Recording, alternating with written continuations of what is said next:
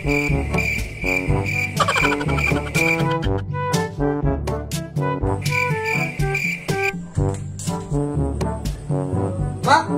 tulungan mo nga ako sa module ko. Nahihirapan ako. Anong module? Anong ginagawa mo dito buong maghapon? Nag-sign ka na ba? Hay! Ito na naman tayo? Hindi ka na naman nagsaing? Paano kayo makasagot sa module mo? Nawalan naman ang grade mo! Oo na, magulo ko na.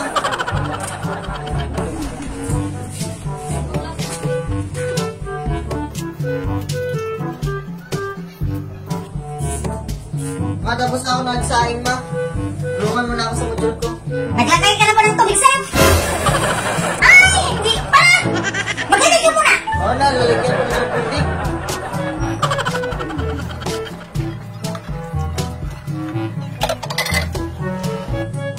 Ma, tapos na ba? Nasa ref na. Tulungan mo na ako. Ano ba yung module mo? Inaaral na kita para ikaw lang magsagot niyan, tapos disturbuhin mo pa ako. Katanda mo na, hindi ko pa marunong magsagot niyan. Samantala ng kabataan ko, ako na nagsikap kung paano magsulat ng pangalan ko at saka magbasa ng mga litra. Eh, ikaw ngayon, katanda-tanda mo na, magpatulong ka pa sa nanay mo. Kaya ako noon, walang nanay nagtulong sa akin, kahit grade 2 lang ang naabot ko. Kaya nga ako nagtatulong dahil nahihirapan ako. Ano ba naman sa module mo? Tingnan ko nga. Kahit grade 2 lang ang inaabot ko, marunong ako magbasa at umintindi. Wow. Isalin sa English ito, ang singsing at ang tatlong hari. Naku, kasimple lang ang tanong ito, hindi mo masagot-sagot. Ano sa English ang singsing? Ring! Ano sa English ang hari? King! Alam mo pala, bakit ka nagpatulong sa akin? Hindi ka ba marunong magbuo ng salita? Kasimple-simple lang ito, hindi ka makasagot-sagot. Ako nga, kahit ako grade 2 lang, alam ko kung anong sagot ito. Wow. Isalin na natin sa English ang salita. Ang singsing sa English, aring. At ang tatlong hari sa English, king. Tatlo ang nandito. Di, king, king, king. Ibuo natin ito sa English. Aring, king, king, king.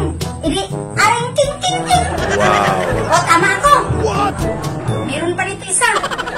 Kung ikaw ang maging pangulo sa ating bansa, ano ang gagawin mo para umunlad ang ating bansa?